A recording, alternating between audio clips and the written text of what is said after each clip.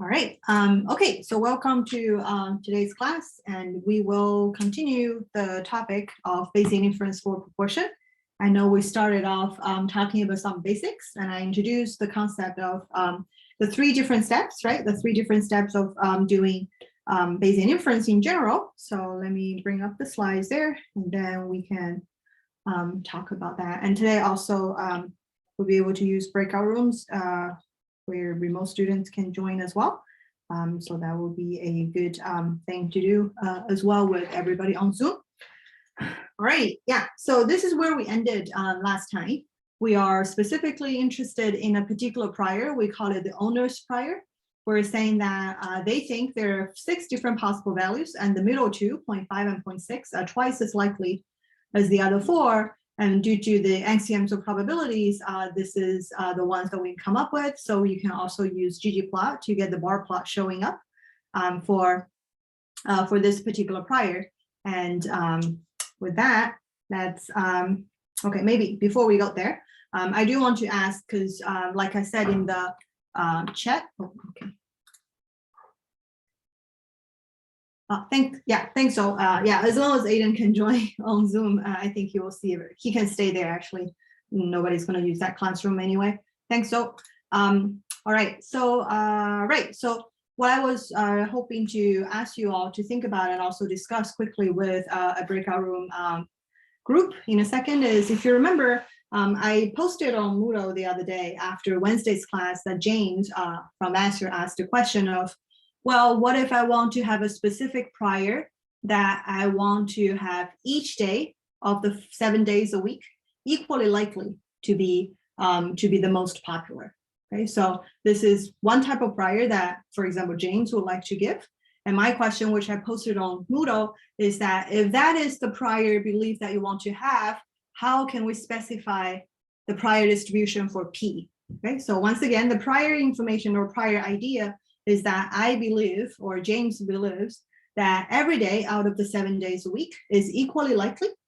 And our question here is that we are trying to give a prior for P, which is the probability of choosing or probability of having Friday as the most popular. Okay, so keep in mind how the prior belief itself and how it relates to this P specifically. So with that in mind, I will quickly create a breakout room assignment and give you about 2 minutes. And then we come back to discuss how we can give a prior distribution for P like that. Okay, so once again, the question is, someone believes that every day out of the 7 days are equally likely. How can we give a prior reflecting that belief for P itself? I think people are coming back. A couple of rooms are still discussing it. And the question, one more time, is suppose someone wants to give a prior saying that every day of the week is equally likely, and how can we give a prior distribution for P, which is the chance of choosing Friday as the most popular, and how to give a prior distribution for this specific case. Okay. Anyone wants to give it a try? What you think we could do?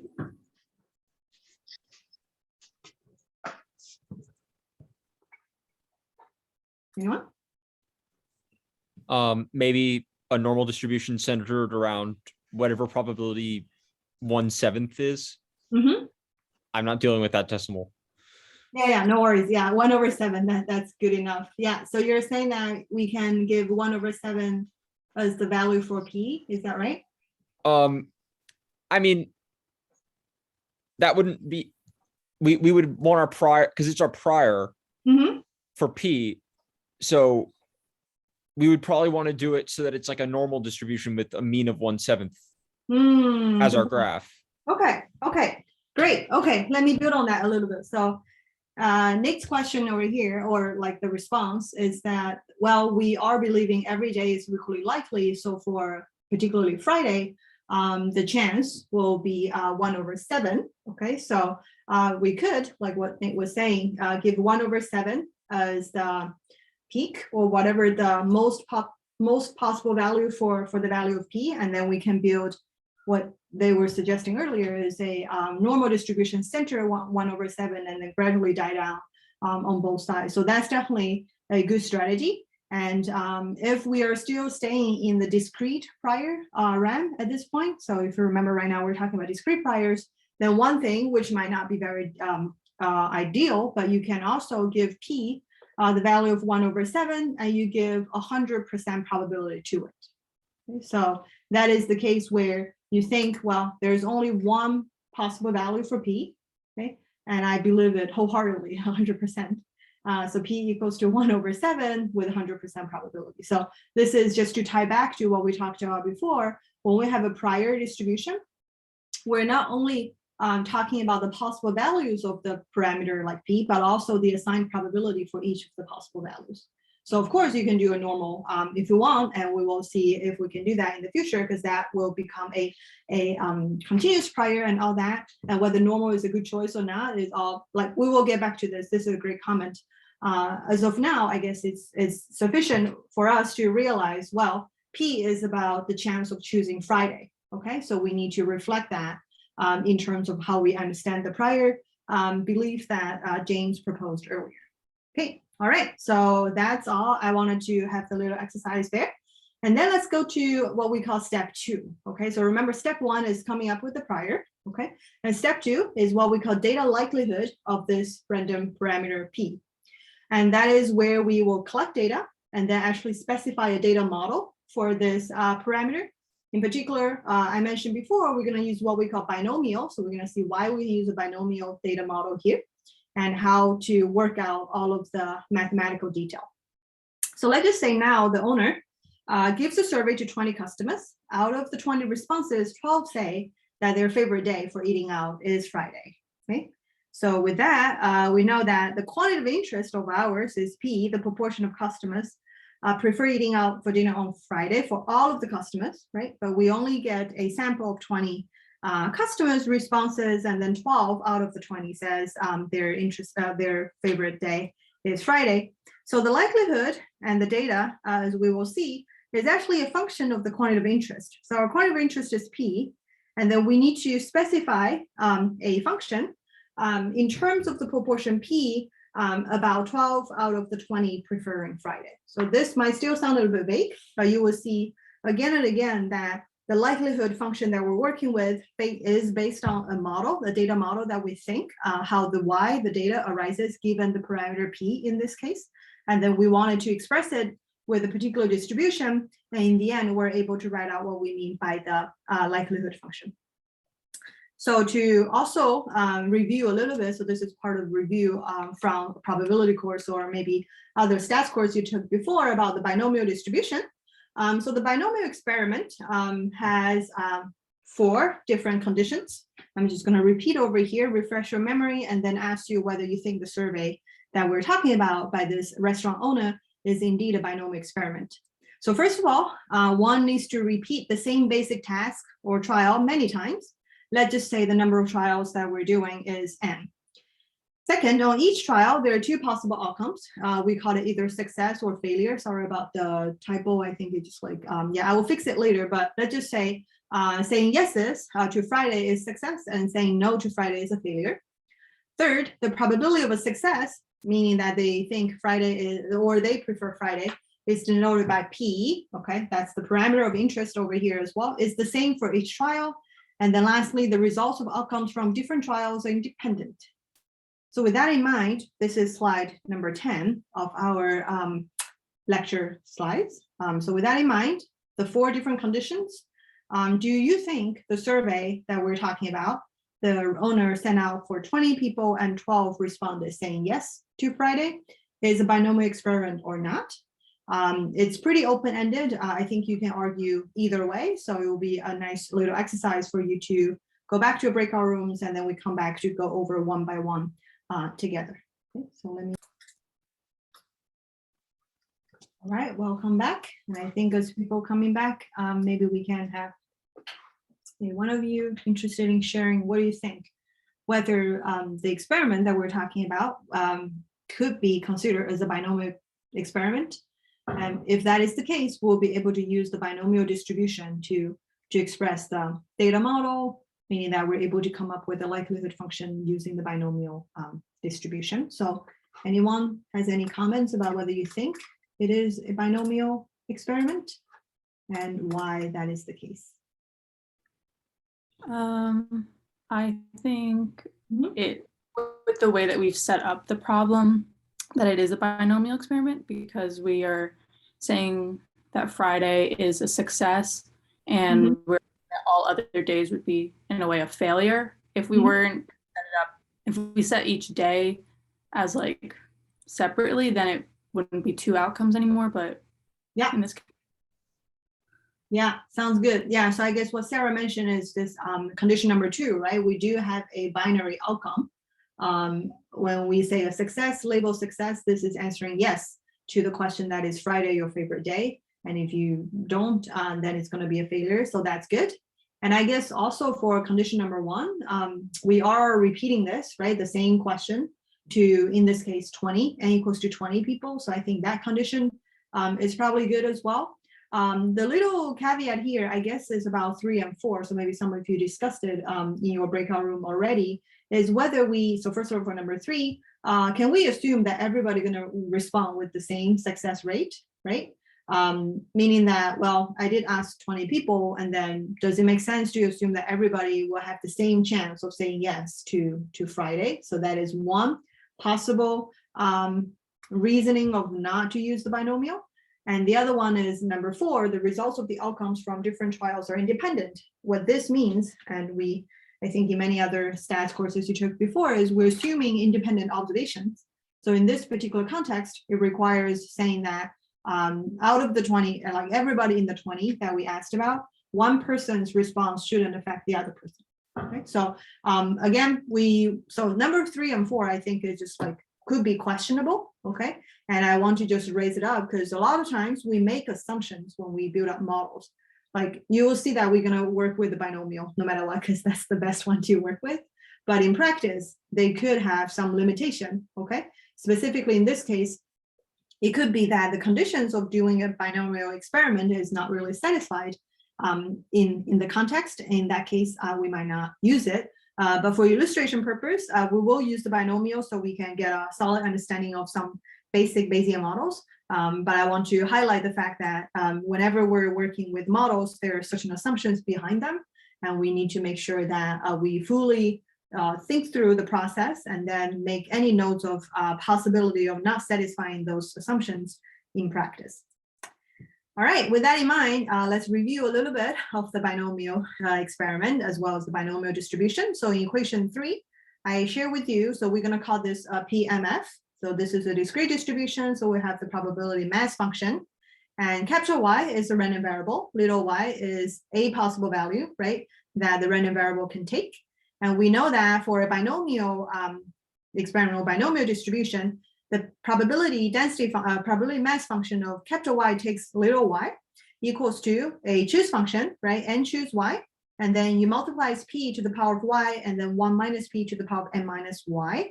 The range of y is from 0 to n, taking integers.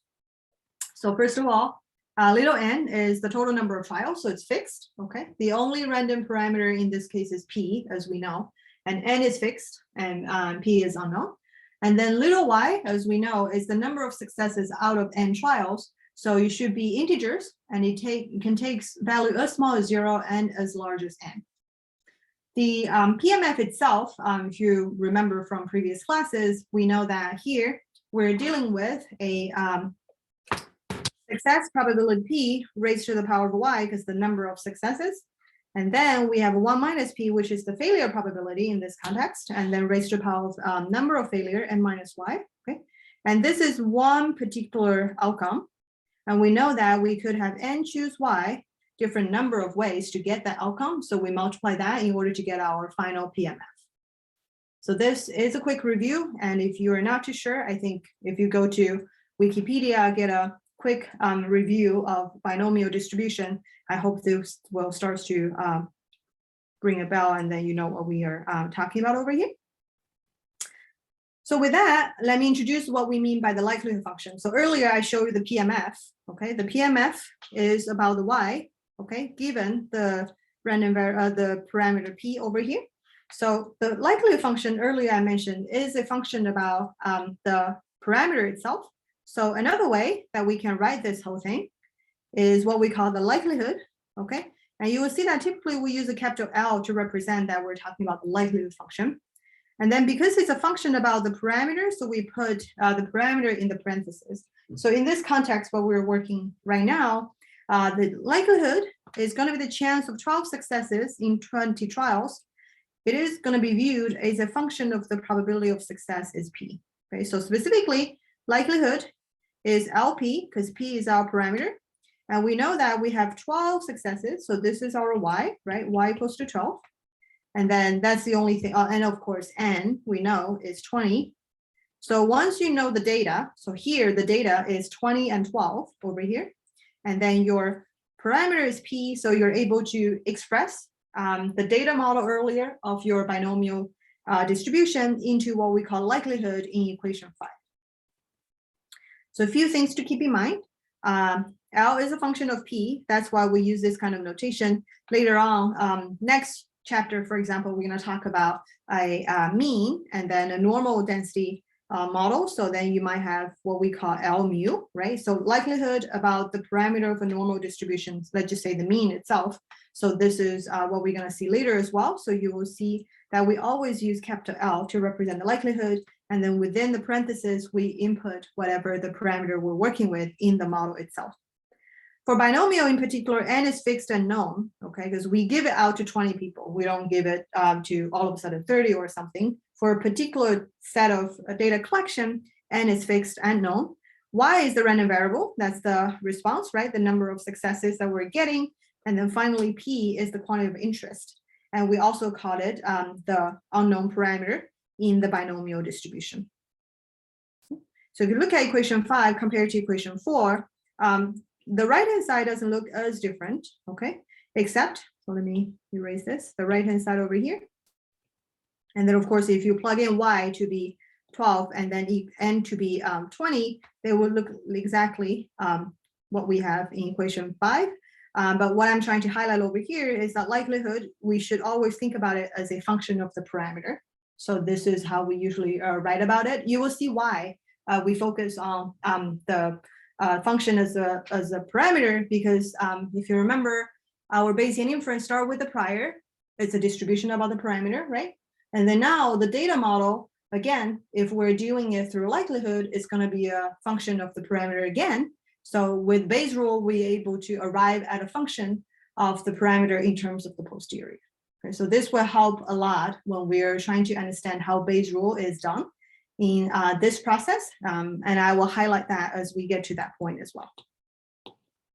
So with that in mind, I do want to illustrate using R and R Studio to compute the likelihood function, which was in that example when we did when we're doing the all-nighter exercise. Because there we're also using a likelihood, even the binomial likelihood, even though I didn't talk about too much about it, but you can imagine that we asked, right, 10 people and then asked whether they did put it all-nighter or not. So that's another binomial experiment and all that. All right, so what I want to highlight, so equation 6 is the likelihood given our exercise. And I want to also highlight that, well, in order to calculate the likelihood, which is the right-hand side of the equation 6, we definitely need N, the sample size, which is 20. The number of successes 12 over here. And then, of course, for a given P that we thought about before. So if you remember, we thought P could be 0.3, 0.4, 0.5, 0.6, 0.7, 0.8, right? So for any P, we will be able to compute this LP function. So what I'm trying to highlight over here is that for the likelihood, we care about the possible values of P, but we don't really care about the prior probability that we give for P, because data is data, and then prior is prior. We always try to think about them distinctively. Okay, so if you remember from the prior specification earlier, we came up with a list of possible values of P. So not only that it's 0.3 through 0.8, but also we came up with the associated probability for each of the P values. Okay. However, if we're working with the likelihood function, which is only about the data part, we won't need the prior probabilities because that's separate. That is not about the data. But we do need, if you think about it, the possible values of P that we assigned before so that we could evaluate the likelihood itself. So with that in mind, let me show you the R code, which will be very similar to what we did in that all-nighter exercise in the markdown file that I sent before. So here I'm using, so like I have a data table to start with called base table. And then I start to, so if you remember before, I only have the list of value of possible P and then the prior probability, okay, the first two columns. And now I'm trying to add a third column, what I call likelihood. And you will see later. And then I'm trying to compute posterior and blah, blah, blah, so I can complete the whole table. So now I'm just showing you step by step how this table is done. So for the likelihood, as we know, it's going to be a binomial distribution, right? So what we really need to do is use the d binom function from R. So a quick refresher, D stands for density. Okay, so if I'm trying to evaluate the density value of the binomial distribution, I can use d binom. You can do that for normal, d norm. And if you remember from the homework question, there is this logistic regression, logistic distribution, right? So we suggest that you can use the d logis function. So this is built-in functions in R that can be really handy. And you just use d in front of the conventional name of the distribution in R in order to evaluate its density. So what we're doing right now, d by norm, as you know, we need to first of all supply y, okay? That's 12.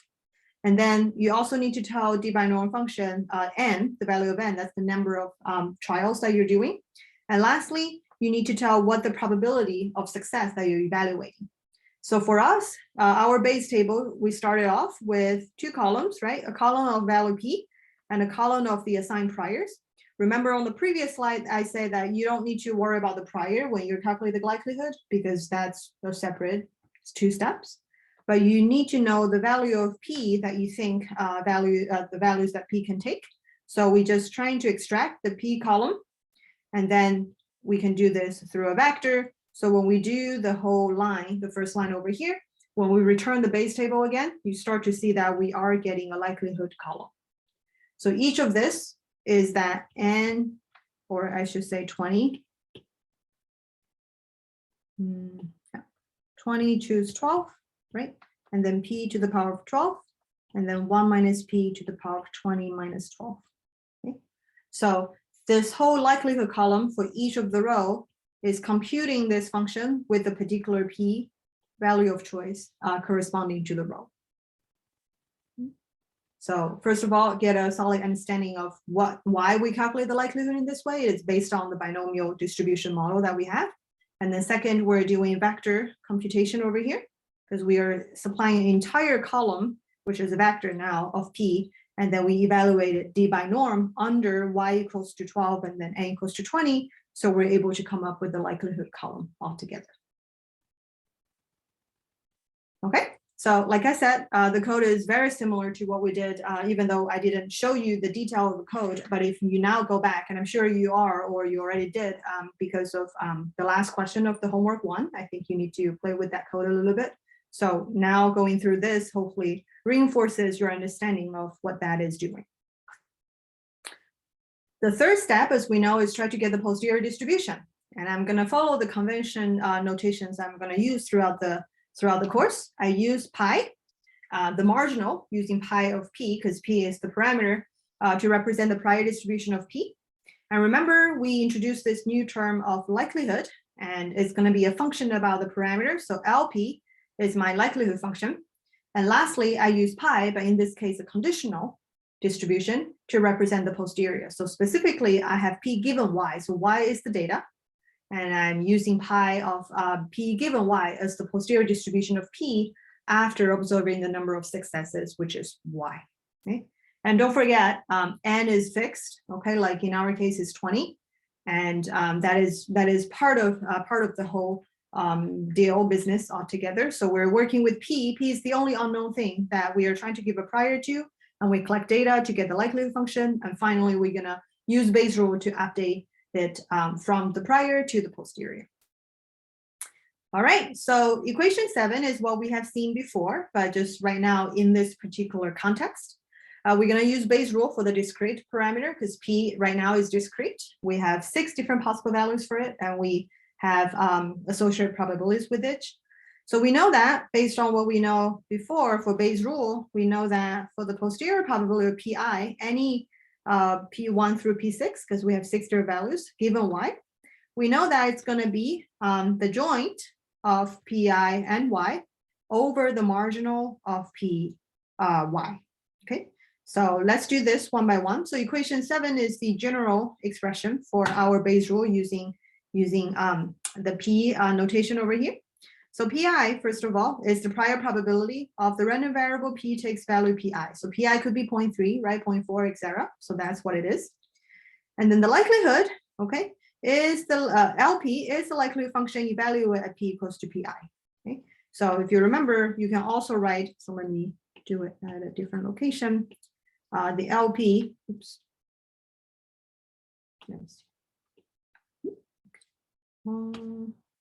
All right, give me a second. I seem to open something different. Oh, okay. All right.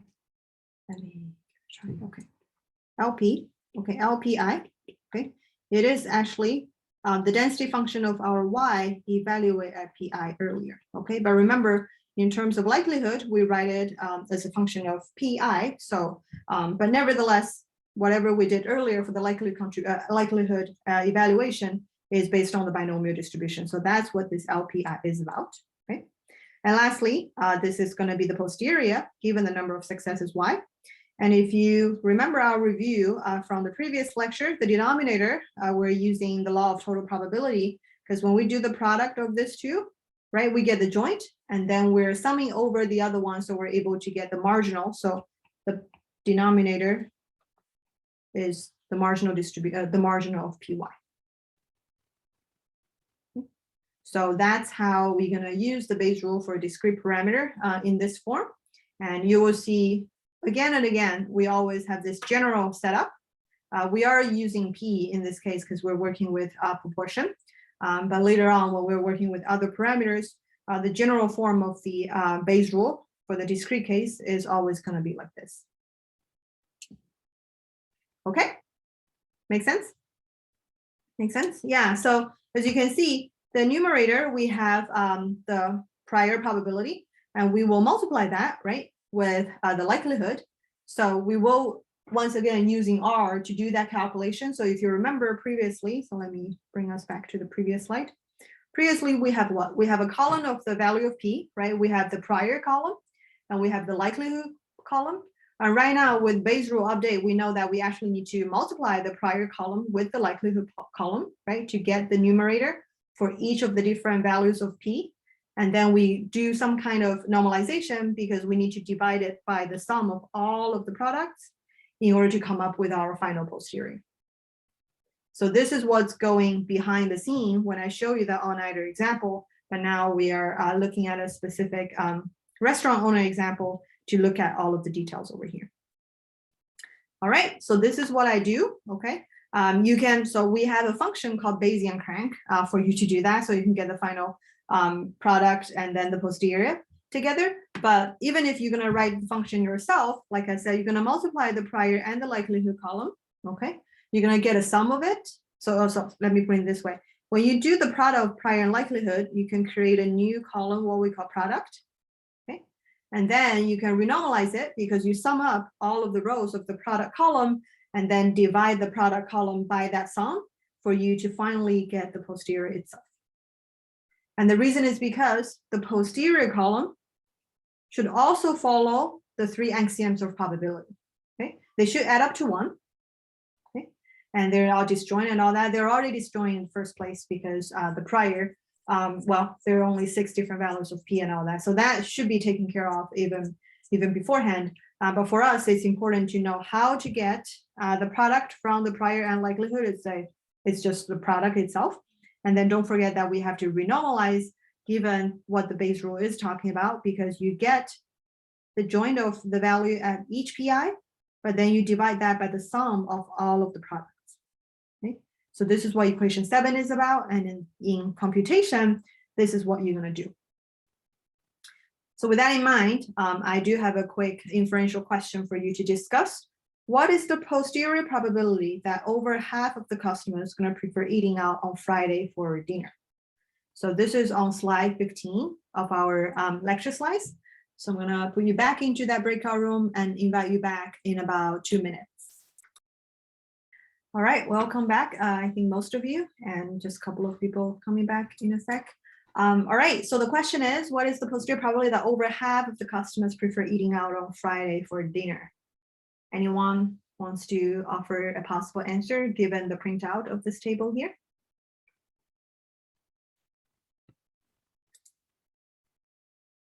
You just add up the last 3 posteriors. All right, so one answer is adding up the last 3. Okay, the posterior column, right? Yes. Yeah, great, thanks. Yeah, so it is asking about the posterior probability, and the question is over half of the customer prefer eating out on Friday. So we're looking at any value of p greater than 0.5. Okay, so you can do this just by doing some by hand calculation, of course. So this is one type of answer that we can provide, which is in now printed out over here in equation 8. And so I'm just taking the 3 digits and then add them up. Is going to be something about 0.4064. Okay, so that is one type of inferential question that you can answer when you get the posterior. And of course, another way you can do it is well, we have the base table itself, so we can actually just access the table and then add them up instead of doing it by hand. So through R, we can just sum up, you see, so remember that table, we just want to get the posterior column, right?